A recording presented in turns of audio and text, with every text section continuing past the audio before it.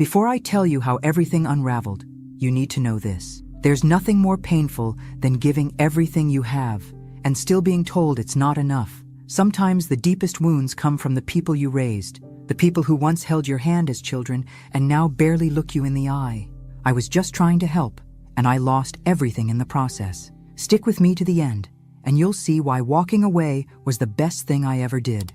Don't forget to subscribe to the channel and comment where you're watching from.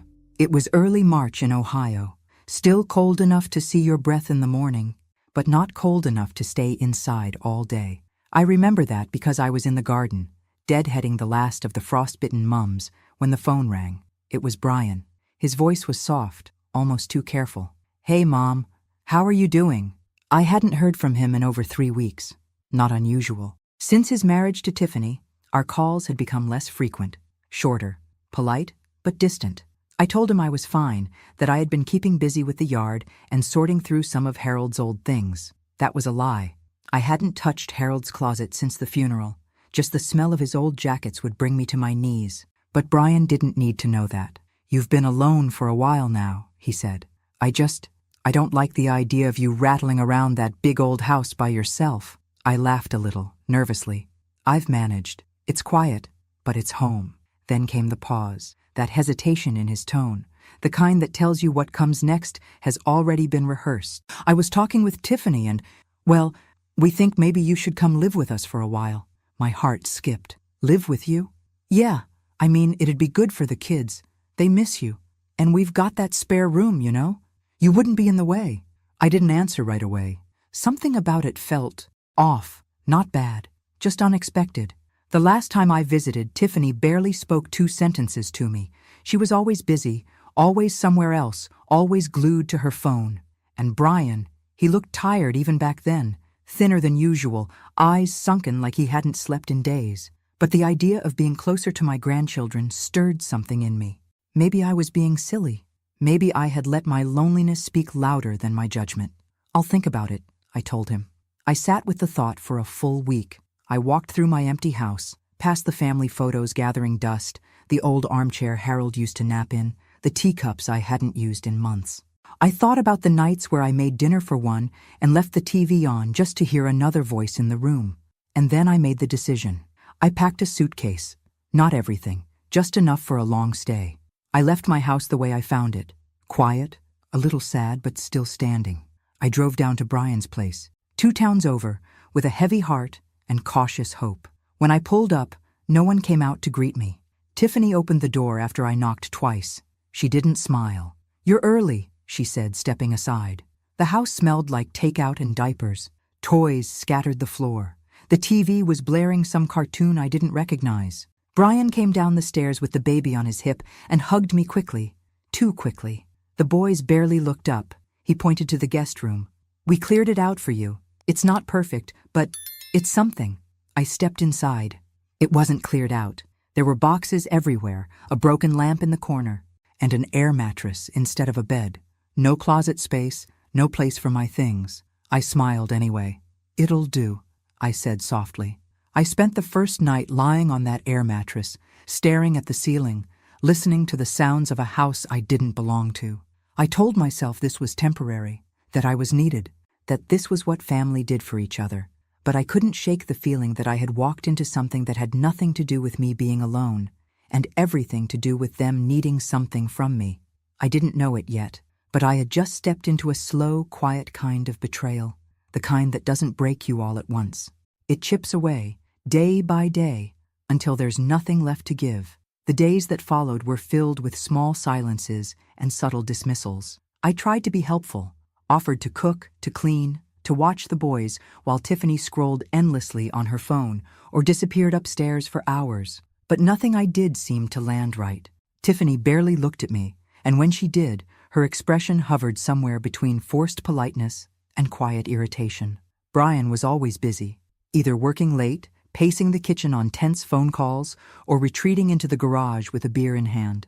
I asked him once if everything was okay, and he gave me a half smile that didn't reach his eyes. "We're just stretched thin, Mom. You know how it is. 2 kids, bills, work. It's a lot." I nodded. I did know how it was. I raised him through tougher years than this, with far less. But I didn't say that. I just kept smiling, kept offering to help in whatever way I could. One morning, Tiffany stopped me in the hallway. "Hey, do you mind not using the washer during the day? The electric bill's been really high." I blinked. Of course, I didn't realize. I only did one load.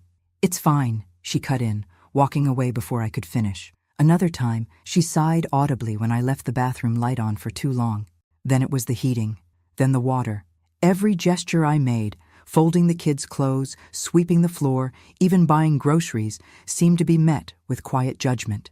And then came the bills. Brian brought it up like it was casual, over dinner, with the boys half asleep at the table.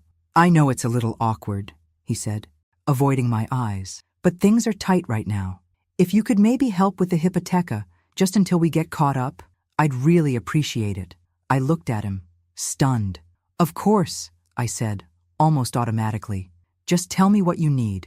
I dipped into my savings that same week, transferred enough to cover half the monthly payment, thinking it would be a one-time thing. But the next month, he asked again, and the next. It became expected, not requested. I didn't protest. I wanted to help. I told myself that's what mothers do. But deep down, I began to feel like a line had been crossed, not by the request itself, but by the coldness with which it was received. I began to see things I hadn't noticed before. Brian's phone buzzing late into the night, his quick switch to another tab when I passed behind him at the kitchen counter. Tiffany's shopping bags from stores I knew weren't cheap, despite her constant complaints about money. And always, the tension that seemed to hang in the air like humidity, heavy, invisible, suffocating. One evening, I made a roast, the kind Brian used to love when he was little. I set the table, even folded napkins like I used to at home. I thought maybe this would be a way to connect, to soften the edges. But Tiffany didn't come down until after we had eaten. She glanced at the empty plate I had saved her, looked at me and said, "Next time, just ask. I don't really eat red meat." She didn't touch the food, just grabbed a protein bar from the pantry and went back upstairs. I sat at the table long after everyone had left, staring at the untouched roast, listening to the dishwasher hum in the background. I wasn't wanted here. I was useful, a wallet, a babysitter, a maid, and yet I stayed because I loved them, because I still thought I could make it work. But the walls were already cracking, and I hadn't yet realized how little I was truly seen. The moment that would shatter everything was just around the corner, and it would come from the mouth of the one person who had always made me feel invisible. It happened on a Thursday. The boys were cranky that day. Too much screen time, too little fresh air. Tiffany had barely emerged from the bedroom, and Brian had been glued to his laptop in the kitchen since early morning. I spent most of the day calming tantrums, cleaning spilled juice, and folding laundry that wasn't mine. By dinner, I was exhausted. I made chicken casserole, the kind that feeds a family and stretches the leftovers. I set the table like always, called everyone down, and tried to pretend like this was normal, that I belonged. Tiffany sat across from me, scrolling through her phone between bites. Brian chewed in silence, his eyes fixed on the screen of his laptop propped beside his plate. The kids bickered, poked at their food, and eventually got up before finishing. Trying to make conversation, I said gently, "You know, if we all sat together more often for meals, maybe the boys would eat better." Tiffany didn't look up. Brian cleared his throat. "We're just a little overwhelmed, Mom." That was when Tiffany raised her head. Her voice was flat but laced with something sharp beneath the surface. "You're always making little comments, Maggie, like we don't know how to run our own house." I blinked. "I didn't mean it like that. She cut me off, setting her fork down with a loud clink. "You do a lot of talking for someone who doesn't actually contribute enough to be making suggestions." The words landed like a slap. The air seemed to leave the room. Brian didn't say anything. He just looked down at his plate. I stared at them both, frozen. My hands trembled under the table. I opened my mouth to respond, but nothing came out, because in that moment, I realized something I had been denying for weeks. I wasn't part of this family. I was a burden dressed up as a helper, a placeholder until they could breathe again, someone to use, not someone to honor. I got up without finishing my meal, took my plate to the sink, rinsed it in silence. My heart thudded in my chest as I walked down the hallway into the makeshift room they had cleared for me. I sat on the edge of the air mattress and stared at the floor for a long time. That night, I didn't sleep. I thought of all the years I held Brian through storms of emotion, of the nights I went hungry to feed him, of the sacrifices I made without ever being asked. And now I was not contributing enough. After paying half their hypotheca, cooking their meals, cleaning their house, loving their children, I still wasn't enough. By morning, something inside me had shifted. The silence at breakfast was thick. Tiffany avoided my eyes. Brian acted like nothing had happened.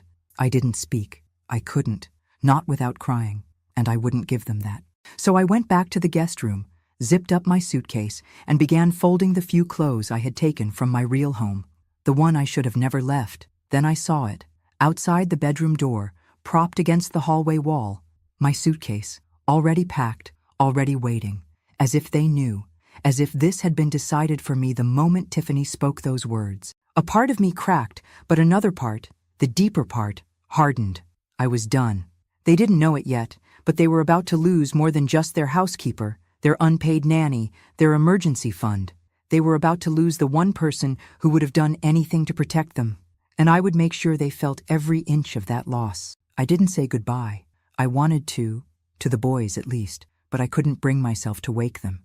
They were innocent in all of this. They didn't choose to treat me like I was disposable, but I knew if I saw their sleepy eyes and little hands reaching for one more hug, I wouldn't be able to leave. So I didn't. I left a note on the kitchen counter. Just one line, written in the neat cursive I learned in Catholic school. Thank you for having me. I carried my suitcase out the front door just after sunrise. No one noticed. No one stopped me. Brian didn't come down the stairs. Tiffany didn't peek from the bedroom. The silence of that house confirmed everything I already knew. As I drove away, the road ahead blurred through tears I tried not to shed, not because I regretted leaving, but because I regretted ever thinking I belonged. I pulled into my own driveway just past 8. The house stood like a forgotten promise, a little sagging, a little dusty, but still mine, still waiting for me. I opened the front door and was hit with the smell of old air and time, the kind of silence that echoed. I walked room to room, touching the furniture like it might disappear under my fingers. My wedding photo with Harold was still on the fireplace mantel. Our bed was still made, the last sheets he slept on still neatly folded. My slippers were exactly where I'd left them, and suddenly I felt foolish for leaving it, for thinking I could find comfort anywhere else. Before unpacking, I sat at the kitchen table and opened my banking app. I scrolled to the automatic transfers, the ones I'd set up to cover part of Brian and Tiffany's hypotheca. I stared at them, heart pounding. Then I pressed cancel. Each one. Click, click, click. And then I sat there for a long time, listening to the silence settle around me like a blanket. That afternoon I got a text from Brian. Hey, just wanted to check if you made it home okay. I didn't reply. 2 hours later, another message. I know things got weird, but maybe we could talk soon. Still, I said nothing. By nightfall, the phone rang. I let it go to voicemail. No apology, no acknowledgement of Tiffany's words, just concern that his safety net had walked out the door.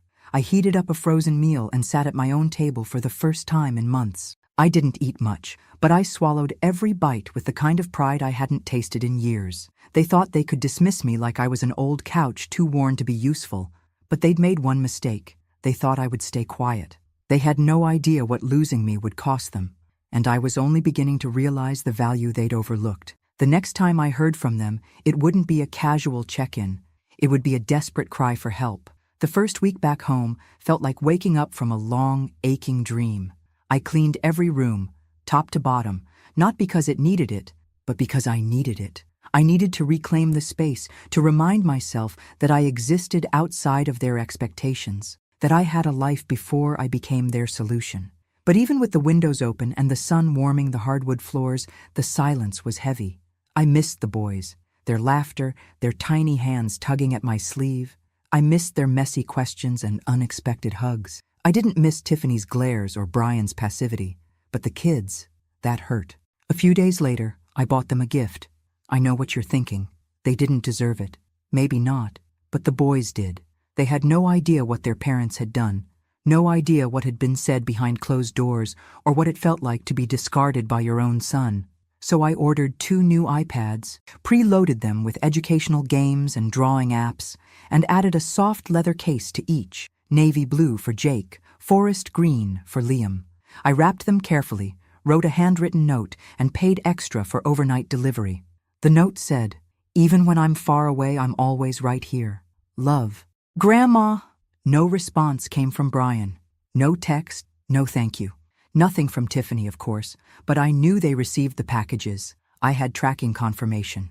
A week later, I saw the boys on Tiffany's Instagram story. They were playing on the iPads, grinning ear to ear. Tiffany hadn't tagged me, hadn't mentioned me, but I saw the smiles. That was enough for now. Then came the silence again.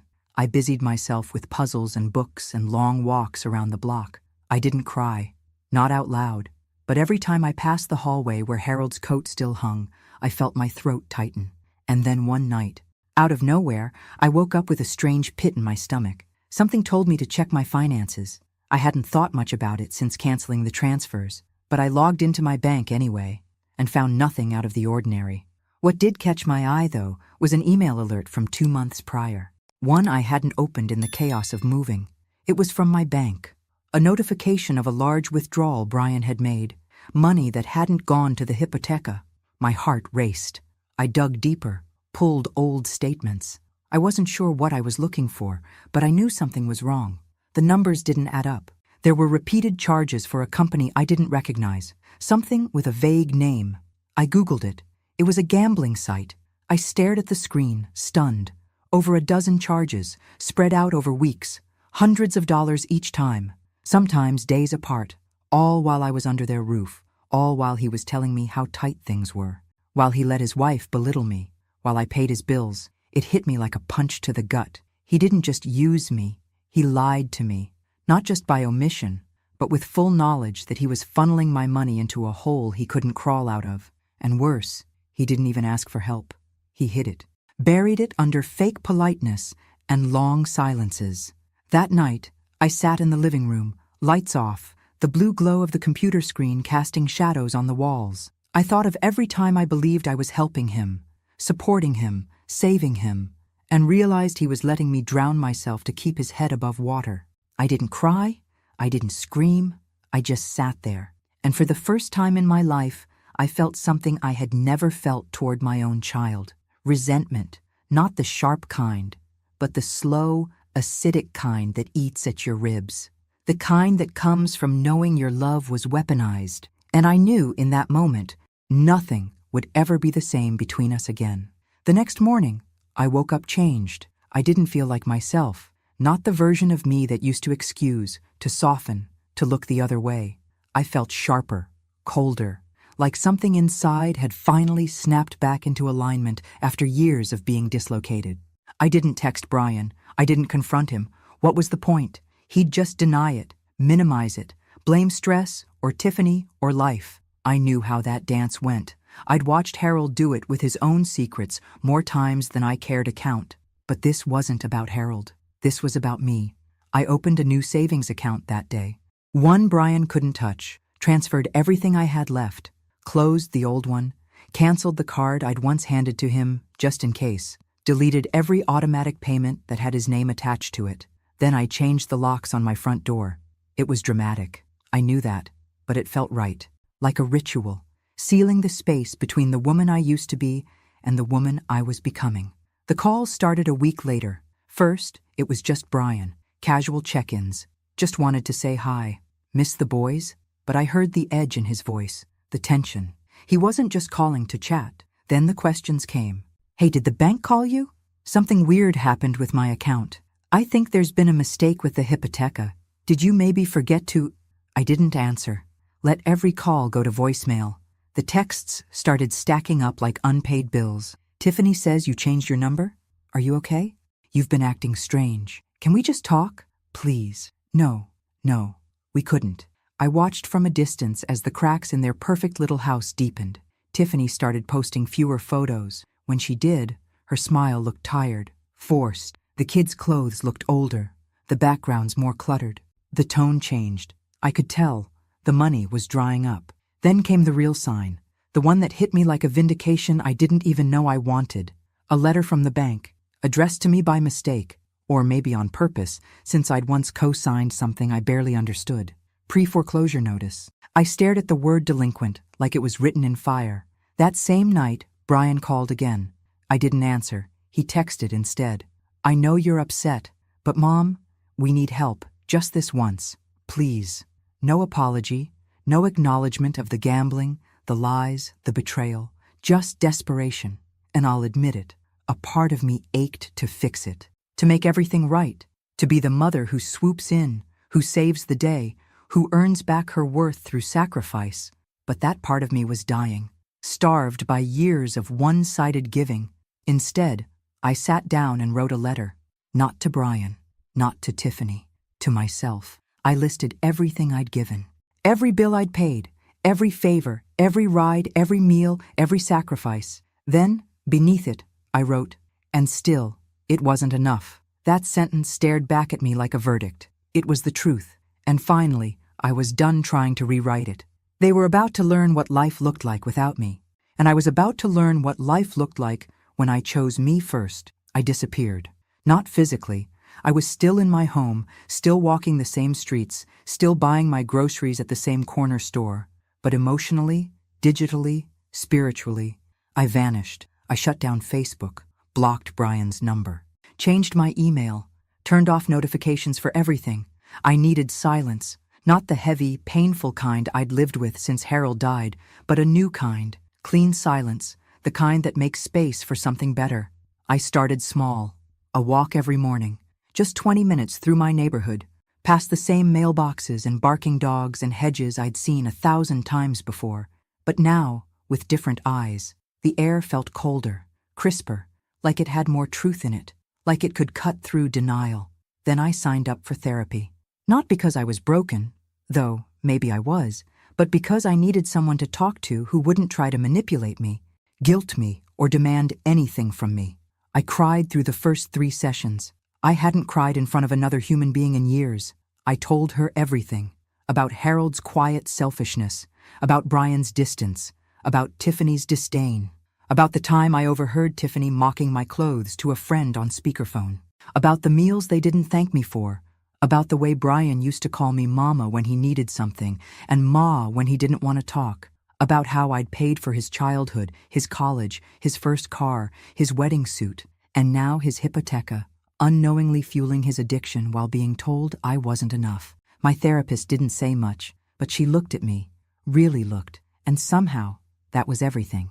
I pulled my old sewing machine out of the attic next. I hadn't touched it since before Harold got sick, back when I used to make costumes for school plays, Halloween outfits for Brian, pillows for the church bazaar. I dusted it off, oiled the joints, and started stitching again. At first, it was just mending. Old towels, worn shirts. But soon, I was making tote bags, aprons, custom baby blankets. I set up an online store. Nothing big, nothing flashy, just mine. And people bought them. Strangers sent me thank you messages, asked for more, paid full price, told me my stitching reminded them of their own grandmothers. For the first time in years, I was valued. Not as a mother, not as a helper, not as a wallet, but as me. One afternoon, I opened a new journal. The pages were crisp, untouched. I wrote across the first line in thick, black ink. I am not a burden. I am not invisible. I am not disposable. And beneath that, I am a woman who deserves peace. It became my mantra. I didn't tell anyone what I was doing. I didn't need to, because slowly, I was becoming someone I hadn't been in a very long time. Not just someone who survived, but someone who thrived. And meanwhile, the world I'd left behind was starting to crack. I didn't hear from Brian for over 3 weeks. Not a word, no texts, no calls, no last-ditch apologies. The silence was strange at first, eerie even, but not painful, just quiet, like the ringing in your ears after a fire alarm stops. You don't notice how loud it was until it's gone. But then, slowly, signs of their unraveling began to surface, subtle, like smoke seeping under a closed door. Tiffany's Instagram changed. She used to post curated photos of the boys in matching outfits, latte art, new home decor, all bright filters and toothy smiles. Suddenly there were fewer pictures, the captions got shorter, the smiles disappeared, and then, nothing. I checked once a week just to see. Call it curiosity, call it concern. I told myself it wasn't spite. I just needed to know how far the echo of my absence had carried. One afternoon, While scrolling through the local neighborhood app, I saw a listing. Gently used sectional sofa. Must pick up. Urgent. It was their couch. I recognized the throw pillows. A week later, brand name handbags for sale. DM for details. Then came the car. Tiffany's SUV, the one she refused to let anyone else drive, was gone from the driveway in the background of a photo someone else had posted. In its place, a dented old sedan. Their image was fading, the polish stripped away. The next time I went into town, I saw Brian at the grocery store, alone. He didn't see me, or maybe he pretended not to. He was wearing the same hoodie I'd sewn a patch onto 3 winters ago. His cart had generic cereal, frozen pizza, baby wipes, no steaks, no wine, no organic anything. He looked tired, pale, hollow. I watched him from behind a display of canned soup, and for one fragile second, something in me wanted to walk up to him, say hello, ask how the boys were, offer to help. But then I remembered Tiffany's voice, crisp and cutting. You don't contribute enough to be making suggestions. So I let him pass. That night, I cooked myself a real meal, not frozen, not microwaved. I lit a candle, poured a glass of wine, set the table with the good plates, just for me. The house was warm, safe, peaceful, and then, on Christmas Eve, a knock at the door. I wasn't expecting anyone. I peeked through the window, no car in the driveway. A delivery box sat on my porch, large, wrapped in brown paper. Inside were 2 smaller packages, one addressed to Grandma, the other to Mimi, the nickname Liam had started calling me when he was still learning to speak. My breath caught. Inside, the same iPads I had sent them weeks ago, carefully wrapped again. But now they had been decorated. Stickers, glitter. One of them had a note written in big childish handwriting. We miss you. Merry Christmas. Come back soon. I sat on the floor and wept, not for Brian, not for Tiffany, for the children, for what they were caught in, for what they didn't understand. I wanted to run to them, hold them, tell them none of this was their fault. But instead, I walked to the hallway closet, pulled out 2 new jackets I had bought on clearance and never mailed, and began to pack another box. I filled it with love disguised as essentials, gloves, books, warm socks, small toys, and another note. A grandma's love doesn't need permission. It's always yours. I dropped it at the post office the next morning. No return address, no expectation, just love with boundaries. Because they had to learn. I wouldn't disappear, but I also wouldn't be their foundation anymore. They would have to rebuild it themselves. Christmas came and went in a way I hadn't experienced in years. Quiet, still, mine. I decorated the tree alone, hung Harold's favorite ornament near the top, and lit a single candle by his photo on the mantel. I didn't cook a feast, just baked my mother's cinnamon bread, the one she used to make on snowy mornings, and let the scent fill the house. There was no shouting, no chaos, no scrambling to impress guests who didn't care. There was only peace, but even peace has its shadows. I missed the boys, missed the sound of their laughter bouncing off the walls, the way Jake would curl into me on the couch like a cat, the way Liam would try to say words too big for his mouth. I wondered what kind of Christmas they were having. The answer came a few days later, wrapped in Instagram silence and one text from Brian. Hope you had a good holiday, Mom. No, we missed you. No, the boys asked about you. Just that one cold sentence. But I already knew what kind of holiday they'd had. You could see it in the absences. No Christmas photos, no matching pajamas, no decorated tree. And then I saw it, a local classifieds post on the day after Christmas. Urgent, looking for part-time babysitting. Flexible hours, must be reliable. Background check required. The poster was Tiffany. My heart squeezed and swelled at the same time. They needed help, not a handout, not anymore. They needed support, structure, stability, things I had once provided like clockwork, like breath, without ever being thanked for. I could have called, I could have reached out, but I didn't. Instead, I did something else. I sent another package to the boys, this one carefully thought out. Inside, warm winter coats, handmade scarves, new books, and small wooden toys, but also something extra. 2 framed photos, one of me with Jake, another with Liam, taken the last time we had made cookies together. The smiles were real in those, the joy was whole, and then one final envelope, addressed to Brian and Tiffany. Inside, a card. On the front, a watercolor painting of a tree losing its leaves. On the inside, handwritten in pen, Love isn't alone, respect isn't optional, and help isn't forever. No signature, no threats, just the truth. Days passed, then a week. Then, one afternoon, my doorbell rang. I opened it to find a box on my porch. No return label. Inside, wrapped in brown paper and Scotch tape, the 2 photo frames. Returned. But the coats and books were gone. And on the back of the card I had sent, a new line had been added in Brian's handwriting. "We understand. We'll figure it out." I stood there for a long time, holding the card, heart thudding. He was starting to get it. Not fully. Not yet. But the cracks were turning into reflection. The next step would be painful. For him, for her, for the boys. But I wouldn't interfere. Sometimes love means stepping back far enough for them to fall, so they finally learn how to stand. The call came on a Tuesday evening. I was folding laundry, the humdrum kind of chore that fills silence without drawing attention to itself. My phone buzzed across the counter. I almost didn't answer, but something in me said to. Brian's voice was hoarse, like he hadn't slept. "Mom," he said, "please, I need to see you." There was no bitterness in his tone, no guilt-tripping, just something I hadn't heard in years. Honesty. I didn't say yes. I didn't say no. I just told him I'd be home the next day if he wanted to stop by. At p.m., I heard the sound of tires on my gravel drive. I peeked out the window and saw his car. Not the old SUV, but a compact sedan that looked borrowed or bought cheap. He walked up the steps slowly, like his body was heavier than it used to be.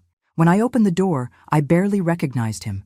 He'd lost weight. His eyes were sunken, his cheeks pale. The confident slouch he always wore, the one he picked up sometime after marrying Tiffany, was gone. In its place was something raw, stripped. "Can I come in?" he asked. I hesitated, just for a second, then stepped aside. He sat on the edge of the couch like it might reject him, held his hands in his lap, wringing them. "I messed up," he said. "You don't need to say it. I already know." I stayed silent. He looked around my house like he was seeing it for the first time. The worn armchair, the stack of books on the coffee table, the candle still burning on the mantel. "I didn't realize how peaceful it was here," he said quietly. Still, I didn't speak. And then he broke. "I'm in trouble, Mom," he whispered. I think I'm addicted to online betting. I tried to stop. I swear I did. But every time I felt overwhelmed, I'd pick up the phone. And Tiffany, she doesn't understand. She just wants the money back. That's all she ever talks about." He paused, choked on his words. "I ruined everything. The house is behind on payments. The kids ask why there's no heat some nights. Tiffany's talking about moving back to her mother's. I don't know what to do." And then came the question I'd been dreading, the one I knew was coming. "Can you help us? Just this once. We just need a little push. I swear I'll pay you back." I looked at him, really looked. This was my child, my baby, the boy I once rocked through fever and fear, now drowning in choices I couldn't make for him. And yet, I stood slowly, walked to the front door, opened it, and said, softly, but firmly, "Not today." He froze, blinking. "I'm not saying never," I said, "but not today. Not until you understand what it cost me to sit in this room alone while you let someone else humiliate me in yours." He tried to speak, but I raised a hand. Raised.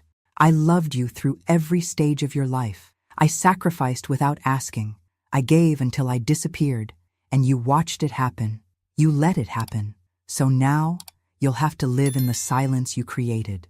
A tear slipped down his cheek. "I'm sorry," he whispered, and for the first time in a long time, I believed him, but it wasn't enough. He left 10 minutes later, didn't slam the door, didn't stomp, just walked to the car like a man learning how to carry the weight of his own mistakes. That night, I cried, but not for him. I cried for the mother I used to be, the one who thought love meant endless forgiveness. That woman was gone, and in her place stood someone new, someone ready to set the terms. 3 weeks passed, no calls, no texts, just silence. But this time, it didn't feel like punishment. It felt like space, a quiet between storms, a space for him to sit with himself, and for me to decide what I needed. Then one morning, just as I was about to head to the post office, there was a knock. I opened the door, and there he was, Brian, hair longer, beard unkempt. But his eyes, they were different, not desperate, not manipulative, just tired, honest. "Can I come in?" he asked. I nodded. He sat on the couch again, but not like a stranger. This time, like a man asking for the floor beneath him. I started going to meetings, he said. Gamblers Anonymous, every Tuesday and Saturday. I said nothing, just listened. I sold the SUV, canceled the credit cards, got a job doing deliveries at night. It's not much, but it's something. I'm trying, Mom. I really am. I waited. I knew there was more. I'm scared, he said. We're behind 2 months on the hypotheca. Tiffany, she's angry all the time. The boys hear everything. I don't want to lose them. He looked up at me raw. I need help, but this time I'm not just asking for money. I need structure. I need you to teach me how to be responsible, how to stop depending on everyone else. I swallowed hard. This was the moment, the crossroads. I stood, went into the kitchen, and returned with a folder. Inside, a payment agreement, a budget plan, a printed list of rehab clinics, and a separation checklist. He opened it slowly. His eyes widened. What's this? My terms, I said. I'll pay the past due amount on the hypotheca, just enough to keep the house from being taken. One time. That's it. From here on, you're in control of your money. I'll help guide you if you show up. But if you miss one therapy session, one group meeting, if I catch one charge on your account from a betting site, I won't, he cut in. I didn't flinch. If you want this help, I said, you also separate your finances from Tiffany. Completely. No joint accounts, no shared cards. You handle your side. She handles hers. He hesitated. That's not going to go over well, he muttered. That's your call, I said. But if you stay tangled in her chaos, I'm out. His eyes darted back to the folder, the agreement, the checklist. His hands trembled. And then he nodded. Okay. And just like that, I saw something shift. Not forgiveness, not resolution, but accountability. We shook hands. He signed the papers. We set weekly check-ins. My rules, my timing. And then he stood to leave. At the door, he turned to me. I never realized how much I leaned on you until you stepped away. I smiled faintly. That's the thing about leaning, I said. It works until the person holding you up finally steps aside. He left in silence. I locked the door behind him, and for the first time in years, I felt like I'd won something, not by saving someone else, but by saving myself. One chapter left, and they still had one final lesson to learn. The weeks that followed were quieter than I expected. Not peaceful, not yet, but quieter. The air was still thick with tension, but there was a sense of anticipation, the kind you feel right before a storm breaks. You can sense the pressure, the weight of something big about to change. Brian kept his word mostly. He showed up for meetings. He stuck to his budget plan. Slowly, painstakingly, he started to untangle himself from the mess he'd made. But it wasn't perfect. Nothing ever is. I could see the strain in his eyes, the way his hands still trembled when he checked his bank account. He wanted to trust again, but trust was a currency he'd spent, and it wasn't coming back easily. Tiffany, on the other hand, was not the same woman. She still posted her perfect pictures on social media, but the cracks were there. I could see it in her eyes when she came to drop off the boys. The tension between them was palpable. Every little thing set her off. The way he folded the laundry wrong, the way he left his shoes in the hallway. She would snap at him, then retreat to her phone like she could block him out. But the most telling moment came when Brian finally told her about his decision to separate their finances. He didn't do it in a dramatic way like you see in movies. No shouting, no fights, just a quiet, tired conversation at the kitchen table. I can't do this anymore, Tiff, he said, voice thick with something I couldn't quite place. I can't keep depending on you to solve everything. I have to do it myself. For me. For the kids. She didn't say anything for a long time. Then, finally, she spoke in a tone I'd never heard her use before. It wasn't harsh or cruel. It was small. You're right, she said softly. I've been waiting for you to fix it all. I thought we could just keep going, but I don't know if I can do it anymore either. They didn't get a divorce then.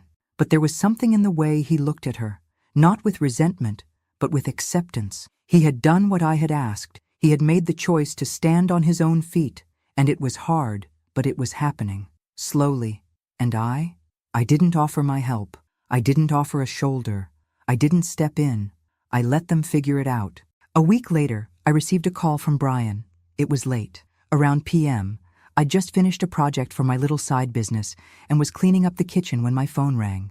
It wasn't the text I had expected. It wasn't a desperate request. It was just him. Mom, I've been thinking, I want to move out. I paused, setting the dish down in the sink. Are you sure? Yeah, he said, his voice steady. It's time.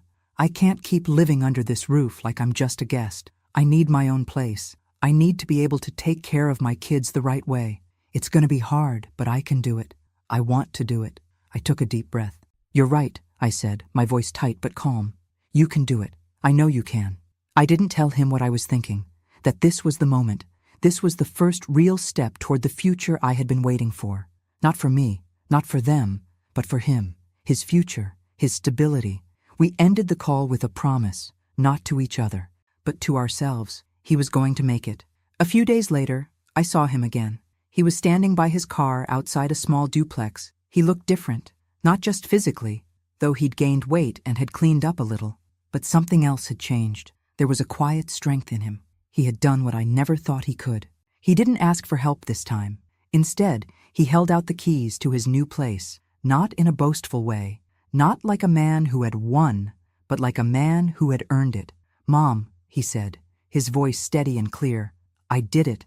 I paid for this place with my own money, and I'll pay the bills. I'll be a father, a husband, and a son. I'll do it my way. No more excuses. I nodded.